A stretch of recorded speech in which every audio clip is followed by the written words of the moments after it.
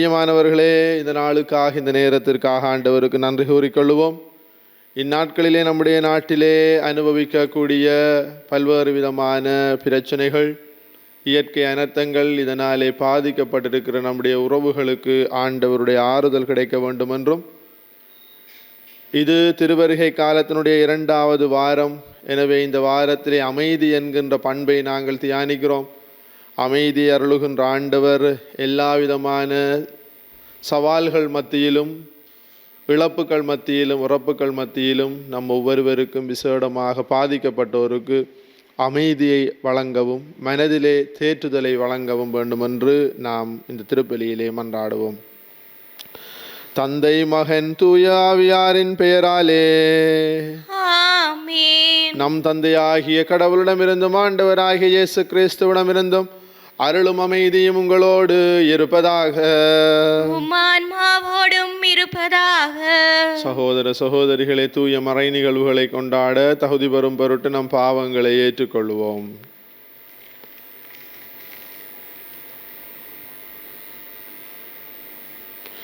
எல்லாம் வல்ல இறைவனிடமும் சகோதர சகோதரிகளே உங்களிடமும் நான் பாவியென ஏற்றுக்கொள்ளுகின்றேன். ஏனெனில் என் சிந்தனையாலும் சொல்லாலும் செயலாலும் கடமையில் தவறியதாலும் பாவங்கள் பல செய்தேன். என் பாவமே, என் பாவமே, என் பெரும் பாவமே. ஆகையால் எப்பொழுதும் கன்னியான புனித மரியாவையும் வானதூதர் புனிதர் அனைவரையும், சகோதர சகோதரிகளே உங்களையும் நம் இறைவனாகிய ஆண்டவரிடம் எனக்காக வேண்டிக் கொள்ள மன்றாடுகின்றேன். எல்லாம் வல்ல இறைவன் நம் மீது இரக்கம் வைத்து நம் பாவங்களை மன்னித்து நம்மை நிலை வாழ்வுக்கு அழைத்துச் செல்வாராக.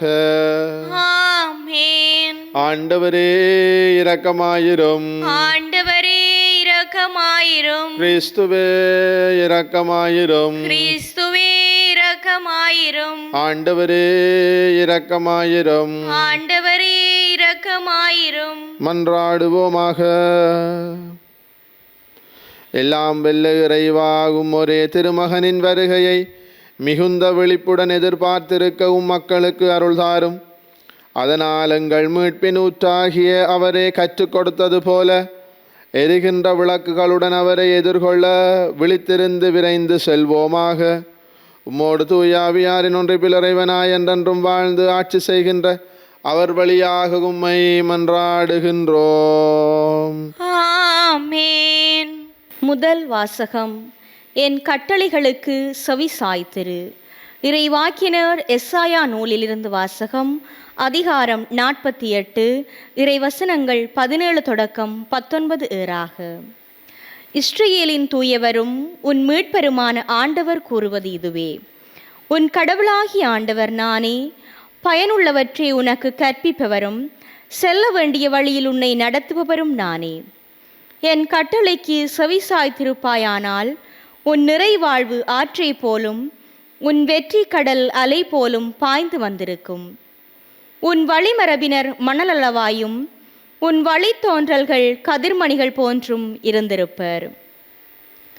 அவர்கள் வெட்டி வீழ்த்தப்பட்டிரார். அவர்கள் பெயர் என் திருமுன்னின்று அழிக்கப்பட்டிராது. இது ஆண்டவர் வழங்கும் அருள்வாக்கு. இறைவனுக்கு நன்றி. பதிலுரை பாடலுக்கு உங்கள் பல்லவியாக: ஆண்டவரே, உம்மை பின்தொடர்பவர் வாழ்வின் ஒளியை கொண்டிருப்பார். ஆண்டவரே, உம்மை பின்தொடர்பவர் வாழ்வின் ஒளியை கொண்டிருப்பார்.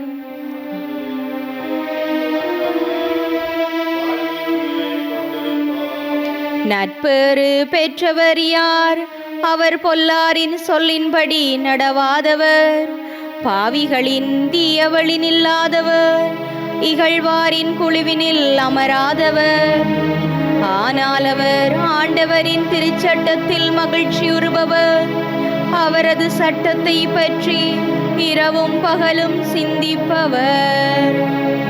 ஆண்டவரே, உம்மை பின்தொடர்பவர் வாழ்வின் ஒளியை கொண்டிருப்பார். அவர் நீரோடையோரம் நடப்பட்ட மரம் போல் இருப்பார். பருவ காலத்தில் கனிதந்து என்றும் பசுமையாயிருக்கும் அம்மரத்திற்கு ஒப்பாவார். தாம் செய்வதனைத்திலும் வெற்றி பெறுவார்.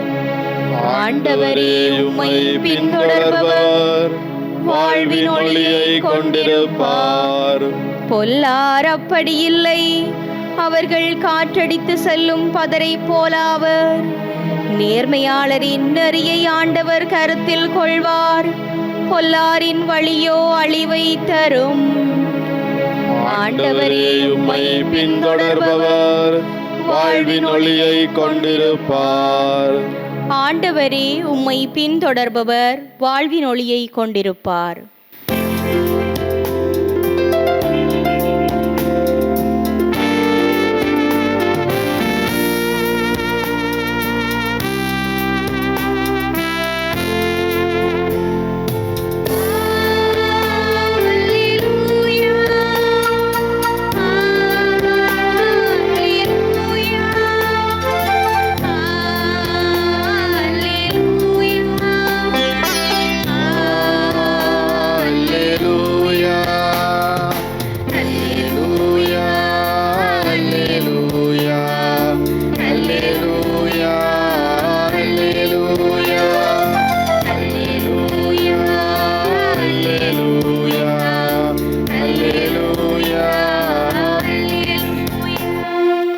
ஆண்டவர் வர இருக்கிறார். அவரை எதிர்கொள்ளுங்கள், ஏனெனில் அமைதியின் அரசர் அவரே. அல்லேலூயா.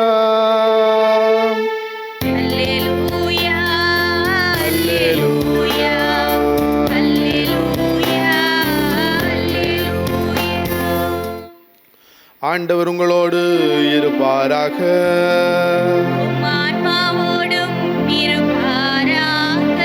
மத்தேயு எழுதிய தூய நற்செய்தியிலிருந்து வாசகம்.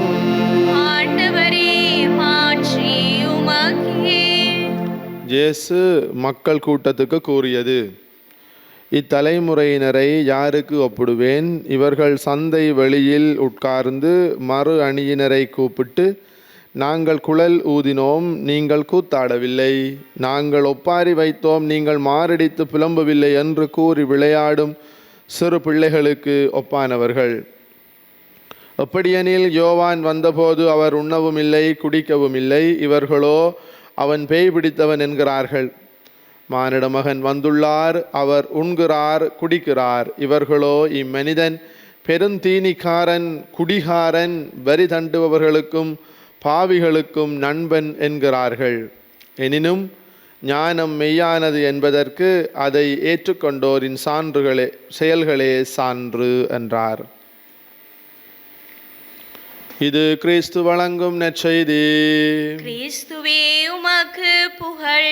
பிரியமானவர்களே, இயேசுவினுடைய வருகைக்காக நாம் ஆயத்தம் செய்கிறோம். இந்த ஆயத்தத்தை ஆங்கிலத்திலே நாங்கள் சொல்லுவோம் ஜாய்ஃபுல் ஹோப் இன் எக்ஸ்பெக்டேஷன் என்று. அதாவது மகிழ்ச்சியோடு கூடிய ஆயத்தம், எதிர்பார்த்து காத்திருக்கின்ற ஆயத்தம்.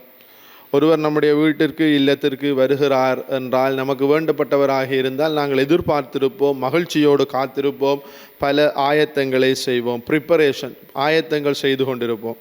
எனவே இயேசுவினுடைய வருகைக்காக, அவருடைய வருகை 3 விதமாக நிகழ்கிறது.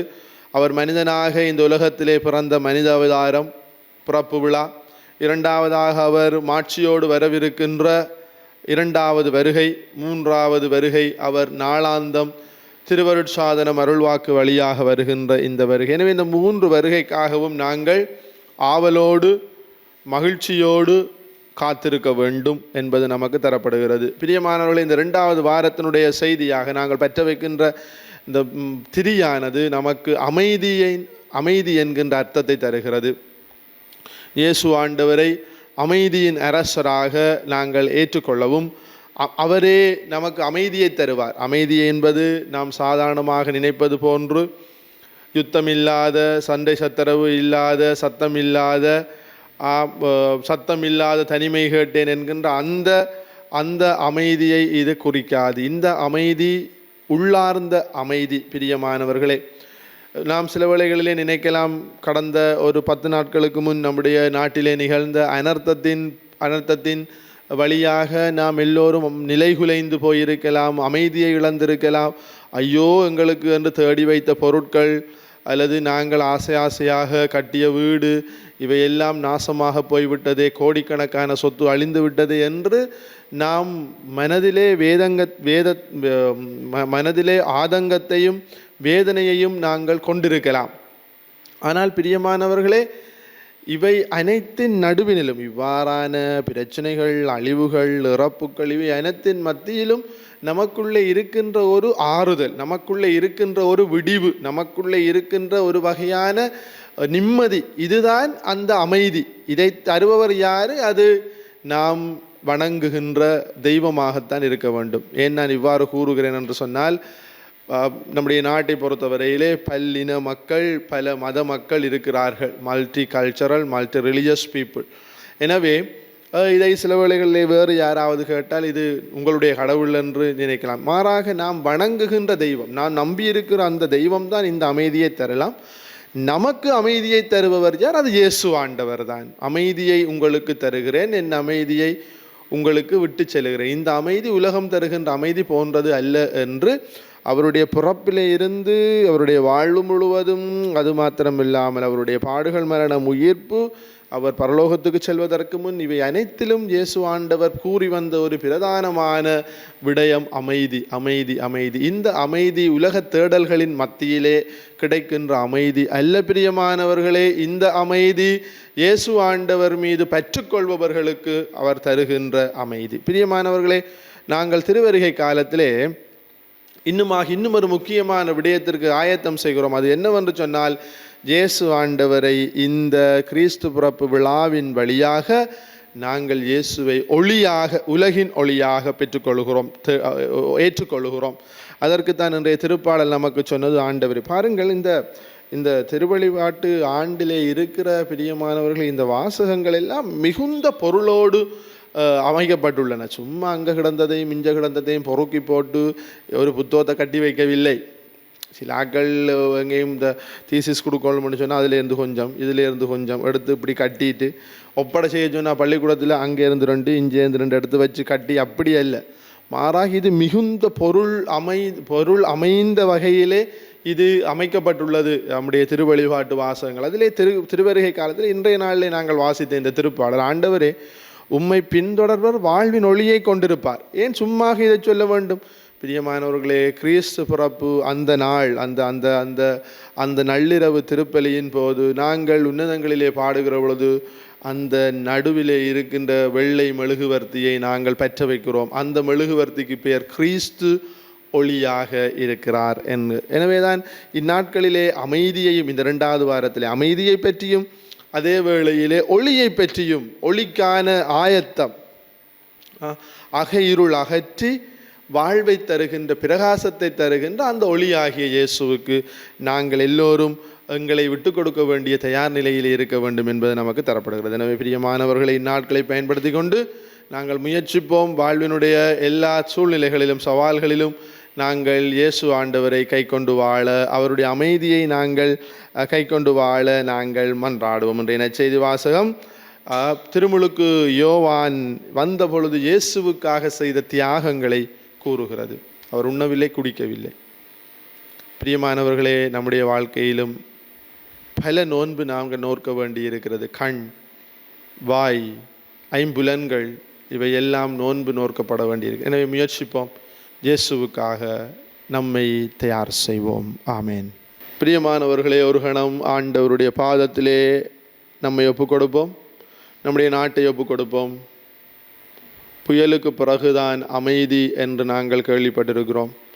இவ்வாறான பாரிய அழிவு, சொத்து சேதங்கள், உயிர் சேதங்களுக்கு பிறகு அமைதியை அருளுகின்ற ஆண்டவர் நிச்சயமாக நம்முடைய நாட்டினுடைய தலைமைத்துவத்தை பயன்படுத்தி கொண்டு விடிவை தருவார் என்கின்ற நம்பிக்கையோடு நம்முடைய ஜனாதிபதிக்கும் நம்முடைய அமைச்சரவைக்கும் ஆண்டவர் தேவையான ஞானத்தை கொடுக்கவும், நம்முடைய நாடுகளிலும் கிராமங்களிலும் இருக்கிற வழிகாட்டிகளுக்கு, தலைவர்களுக்கு ஆண்டவர் ஞானத்தை கொடுத்து நம்முடைய நாட்டிலே ஏற்பட்டிருக்கக்கூடிய இந்த சீரழிவுகளிலே இருந்து, இயற்கையினுடைய சோதனைகள் தாண்டவங்களிலே இருந்து ஆண்டவர் நல்ல தலைமைத்துவத்தின் வழிகாட்டலின் வழியாக விடிவையும் சுபீட்சத்தையும் கொண்டு வர வேண்டும் என்று விசேடமாக மன்றாடுவோம். நம்முடைய உள்ளமும் ஆண்டவருடைய வருகைக்கு தயார் நிலையிலே இருக்க அருள் கேட்டு இந்த காணிக்கையிலே அப்பத்தோடும் ரசத்தோடும் நம்மை இணைத்து கொள்வோம். ஆமேன்.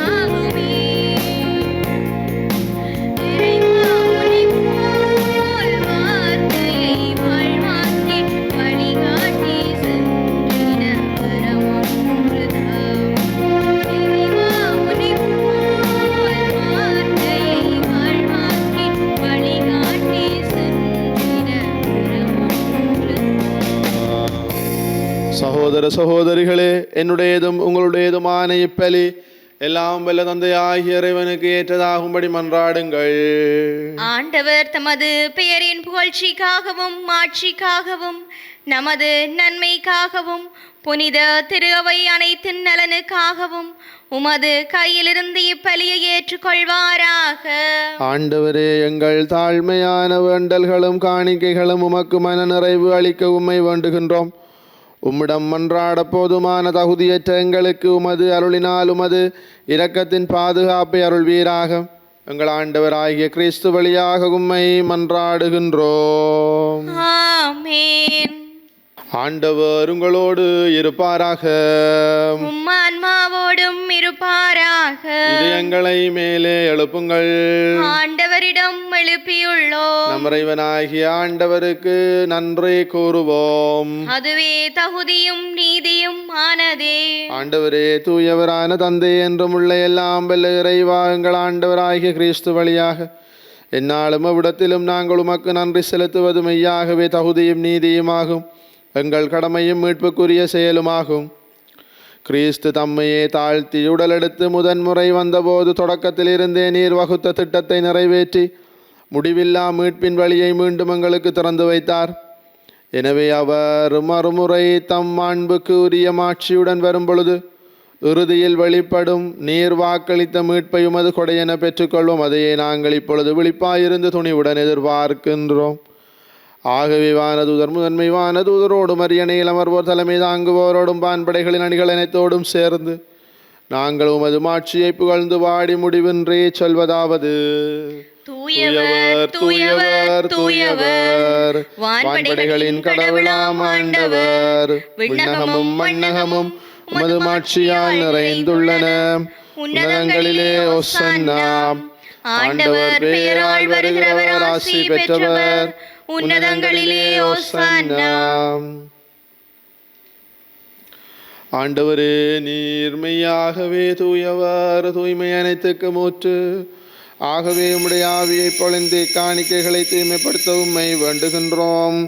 இவ்வாறு எங்கள் ஆண்டவர் இயேசு கிறிஸ்துவின் உடலும் இரத்தமுமாக எங்களுக்கு இவை மாறுவனவாக.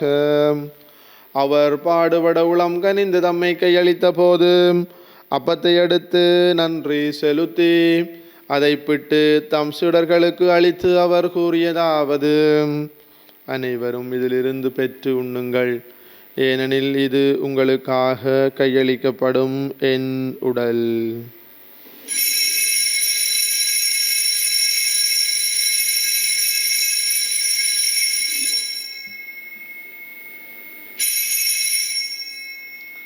அவ்வண்ணமே இரவு விருந்தை அருந்திய பின் கிண்ணத்தையும் எடுத்து மீண்டும் உமக்கு நன்றி கூறி தம் சீடர்களுக்கு அளித்து அவர் கூறியதாவது, அனைவரும் இதிலிருந்து பெற்று பருகுங்கள், ஏனெனில் இது புதிய நிலையான உடன்படிக்கைக்குரிய இரத்தத்தின் கிண்ணம். இது பாவ மன்னிப்புக்கென்று உங்களுக்காகவும் பலருக்காகவும் சிந்தப்படும். இதை என் நினைவாக செய்யுங்கள்.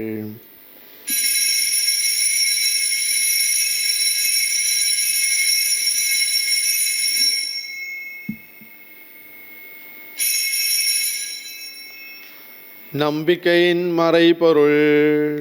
ஆண்டவரே, நீர் வருமளவும் உமது இறப்பினை அறிக்கையிடுகின்றோம், உமது உயிர்ப்பினையும் எடுத்துரைக்கின்றோம். ஆகவே ஆண்டவரே, நாங்கள் கிறிஸ்துவின் இறப்பினையும் உயிர்ப்பினையும் நினைவு கூர்ந்து வாழ்வு தரும் அப்பத்தையும் மீட்பு அளிக்கும் கிண்ணத்தையும் உமக்கு கொடுக்கிறோமும். திரும்ப நின்று உமக்கு ஊழியம் புரிய தகுந்தவர்களை ஏற்றுக்கொண்டீர்.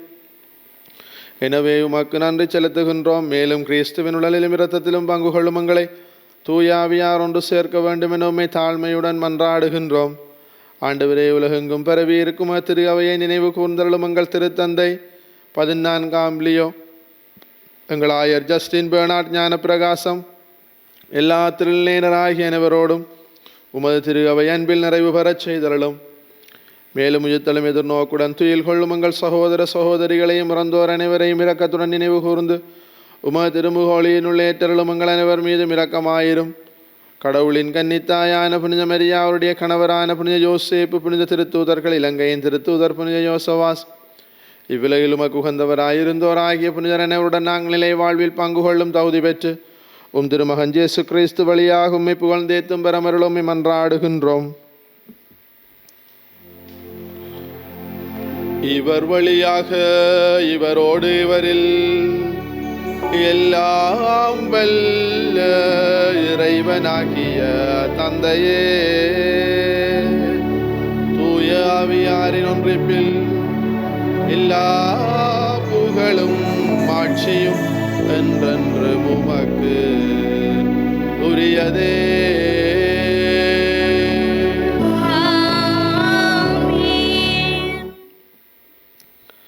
மீட்பரின் கட்டளையால் கற்பிக்கப்பட்டு இறை படிப்பினையால் பயிற்சி பெற்ற நாம் துணிந்து சொல்வோம். விண்ணுலகில் இருக்கிற எங்கள் தந்தையே, உமது பெயர் தூயது என போற்றப்பெறுக. உமது ஆட்சி வருக. உமது திருவுளம் விண்ணுலகில் நிறைவேறுவது போல மண்ணுலகிலும் நிறைவேறுக. எங்கள் அன்றாட உணவை இன்று எங்களுக்கு தாரும். எங்களுக்கு எதிராக குற்றம் செய்வோரை நாங்கள் மன்னிப்பது போல எங்கள் குற்றங்களை மன்னியும். எங்களை சோதனைக்குட்படுத்தாதேயும், தீமையிலிருந்து எங்களை விடுவித்தருளும். ஆண்டவரே, தீமையானத்திலிருந்து எங்களை விடுவித்து எங்கள் வாழ்நாளில் அமைதியை கனிவுடன் அருளும் மன்றாடுகிறோம். உமது இரக்கத்தின் உதவியால் நாங்கள் பாவத்தில் இருந்த போதும் விடுதலை பெற்று யாதொரு கலக்கமும் இன்றி நலமாயிருப்போமாக. நாங்கள் எதிர்நோக்கி இருக்கும் பேரின்பத்துக்காகவும் மீட்பராகிய இயேசு கிறிஸ்துவின் வருகைக்காகவும் காத்திருக்கின்றோம். ஏனெனில் ஆட்சியும் வல்லமையும் மாட்சியும் என்றென்றும் உமதே. ஆண்டவரே இயேசு கிறிஸ்துவே, அமைதியை உங்களுக்கு விட்டு சொல்லுகிறேன், என் அமைதியை உங்களுக்கு அளிக்கிறேன் என்றும் திருத்தூதர்களுக்கு மொழிந்தீரே. எங்கள் பாவங்களை பாராமலும் திரு அவையின் நம்பிக்கையை கண்ணோக்கி உமது திருவுளத்துக்கு ஏற்பதற்கு அமைதியை மட்டுமே அளித்தருள்வீராக. என்றென்றும் வாழ்ந்து ஆட்சி செய்கின்றவர் நீரே. ஆமென். ஆண்டவருடைய அமைதி உங்களோடு என்றும் இருப்பதாக. உம் ஆன்மாவோடும் இருப்பதாக. ஒருவருக்கொருவர் கிறிஸ்துவின் அமைதியை பகிர்ந்து கொள்வோம். உங்களுக்கு அமைதி உரித்தாகுக. உலகின் பாவங்களை போக்கும் இறைவனின் செம்மறியே, எங்கள் மேல் இரக்கமாயிரும். உலகின் பாவங்களை போக்கும் இறைவனின் செம்மறியே, எங்கள் மேல் இரக்கமாயிரும். உலகின் பாவங்களை போக்கும் இறைவனின் செம்மறியே, எங்களுக்கு அமைதியை அளித்தருளும். இதோ இறைவனின் செம்மறி, இதோ உலகின் பாவங்களை போக்குகிற நம் ஆண்டவர் இயேசு. செம்மறியின் விருந்துக்கு அழைக்க பெற்றோர் வேறு பெற்றோர். ஆண்டவரே, நீர் என் இல்லத்தில் எழுந்தருள நான் தகுதியற்றவள். ஆனால் ஒரு வார்த்தை மட்டும் சொல்லியருளும், எனது ஆன்மா நலமடையும். கிறிஸ்துவின் திருவுடலும் இரத்தமும் நம்மை காத்து நமக்கு நிலை வாழ்வை தருவதாக. ஆமென்.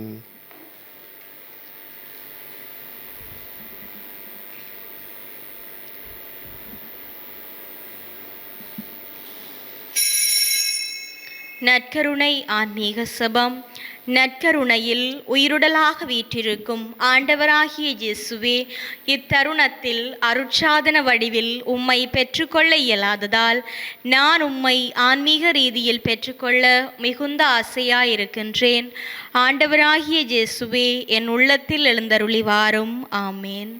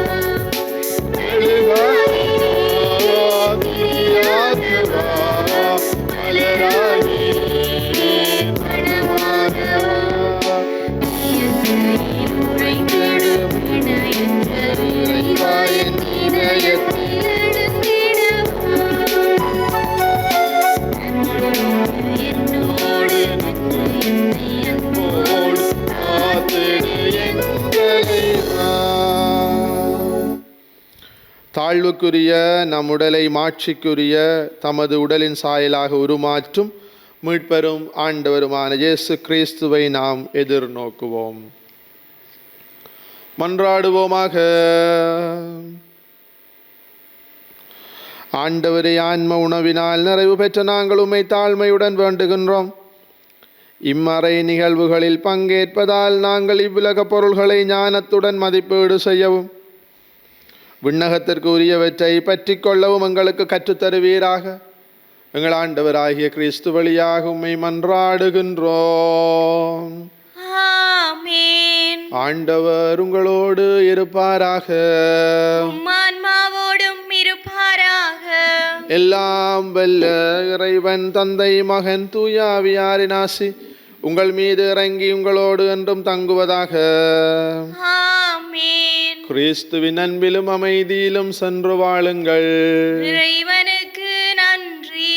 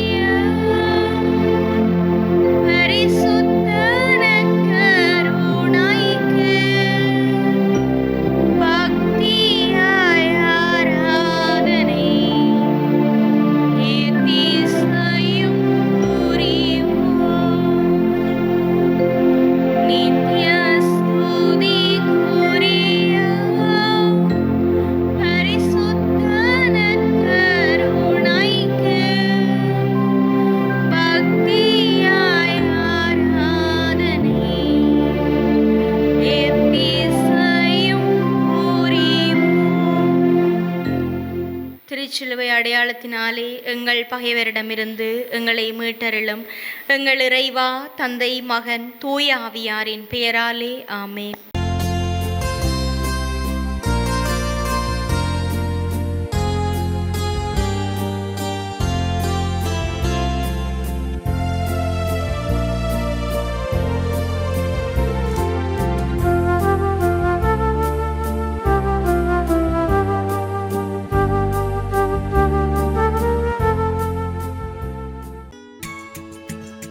ஹோலி மேடையில் புத்தம்புது நிகழ்ச்சிகளை உடனுக்குடன் பார்த்து மகிழ எமது ஃபேஸ்புக் மற்றும் யூடியூப் பக்கத்தை லைக் செய்யுங்கள்.